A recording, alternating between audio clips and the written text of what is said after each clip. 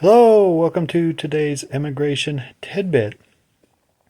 First of all, I would need to determine whether or not, I'm not sure if it's you or your wife, but whichever one qualifies to adjust status. Just because you get married to a U.S. citizen or lawful permanent resident does not mean that you qualify for adjustment of status. In fact, the fact you've been married a year now and have not yet done it would indicate there must be some issue. So let's just say that it's you, okay? I need to know how you entered the country, whether it was legally or illegally. I need to know if it was illegal, if you were caught by immigration. I need to know if you were expeditedly removed.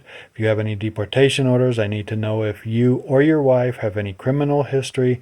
I need to know how long you knew her before you got married, your age difference. I need to know if you're living together.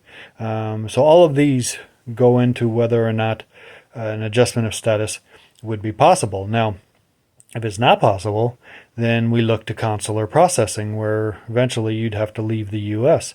Now, assuming that you've been out of status for some time, you could very well be subject to the 3 to 10 year bar.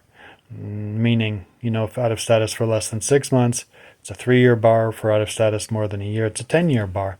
So I'd need to see if you qualify for a provisional waiver of inadmissibility, which can actually be processed while you're waiting here in the U.S., and see if there's any other waivers that need to be done. But otherwise, if it all goes through smoothly and nothing else is needed with the consulate processing, that could actually go forward, and it would take about a year and a half, give or take, to get to the consulate in which to have the interview.